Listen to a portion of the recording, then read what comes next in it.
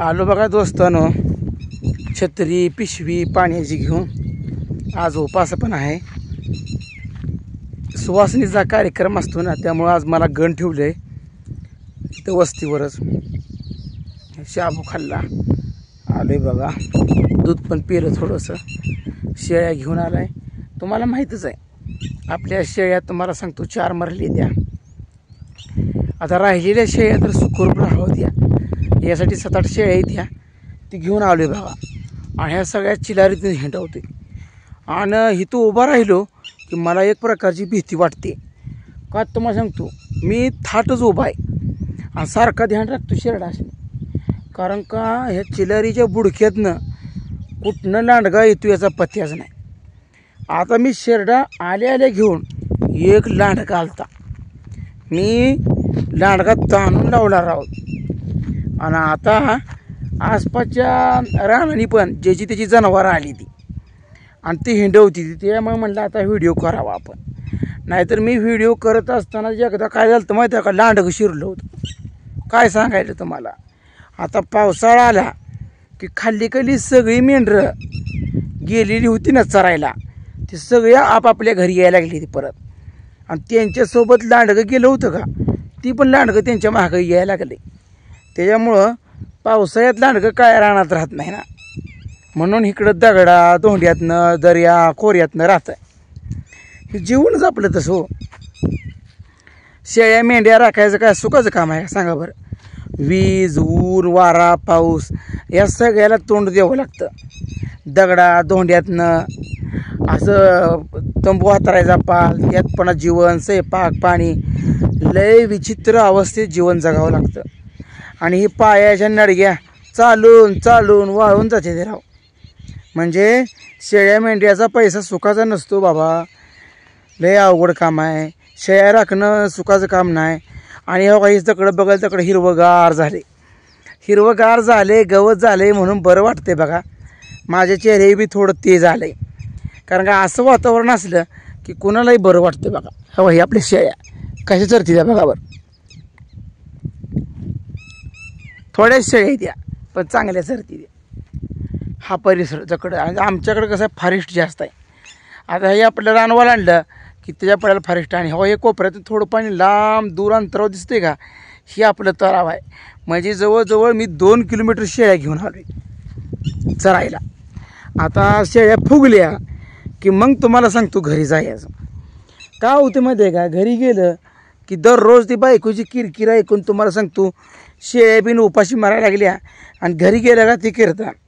म्हणून म्हटलं तुमचं कीर्तन मला नकोच ऐकायला, म्हणून आपलं बघा इकडे तो माळाला, आणि माळाला आलं की बरं वाटतंय, निवांत मोकळी हवेशीर हवा, ऑक्सिजन लागत नाही काय नाही, एकदम भारी वाटतंय।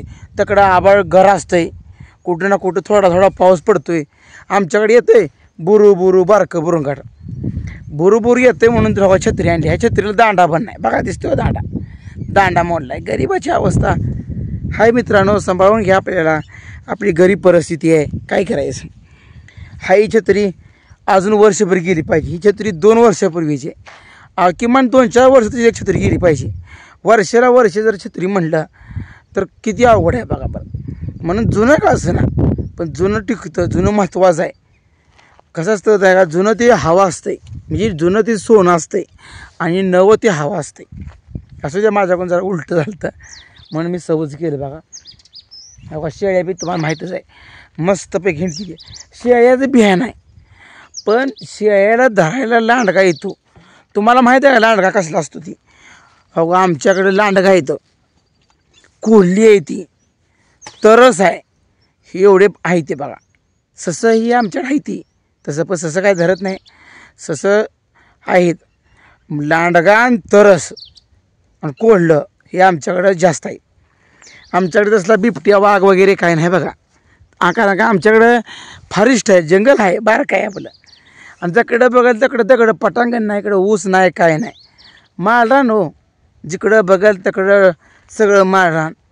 आणि तुम्हाला माहीतच आहे माळाला काय दगडाशिवाय दुसरं काय नाही। तुमच्या भागातली रानं चांगली आहे ती हो, काळी भोर रानं, नुसत्या पावसाच्या पाण्यावरती पिकं येतात। पेरलं का.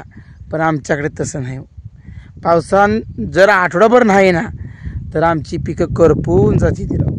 खरंच आमच्या दगडावरचा माळरान भाग आहे हे लगेच हे होते. म्हणजे आता पाऊस पडला नाही तर तासाभराने लगेच हाडाकते. माळरान हो दगडा दोंड्यातलं आमचं जीवन. त्यामुळं आम्हाला पाणी नाही. आमचा भाग हा कायम दुष्काळी भाग. आणि असल्या दुष्काळी भाग असल्यामुळं आम्हाला फक्त दुधाकडूनच उत्पन्न आणि हे शेळ्याकडून. म्हणजे माझाच नव्हं तर आमच्या गावातल्या सगळ्यांचा उपजीविकेचं साधन म्हणलं तर शेळ्या, मेंढ्या, म्हशी, जर्श्या हे असते बघा. कारण काय आमच्याकडे काय असा पाण्याचा भाग नाही, कुठं पाणी येत नाही. तलाव आहे ती पण पाझरत नाही. आणि पावसाचं पाणी पाऊस वर्षाला जर टायमिंगला पडला तर बघा थोडेफार पिकं येते. आता आम्ही केले एक तुकडं बाजरी आणि ते बाजरी पावसाच्या पाण्यावर येते. बाजरी एक पाऊस चांगला पडला मोठा आणि कणसं लागली, एक पाऊस पडला झालं पीक निघालं बघा. आपली बाजरी खायापूत झाली ना मग आम्हाला वर्षभर टेन्शन नसतं बघा, काय सुद्धा नसतं. तुम्हाला आमचा परिसर, हे आमचं माळरान, आमच्या शेळ्या, हा भाग कसा वाटला आणि तुम्हाला आमच्या भागात फिरायला येऊ वाटतं का हे पण नक्कीच कमेंटमध्ये सांगा.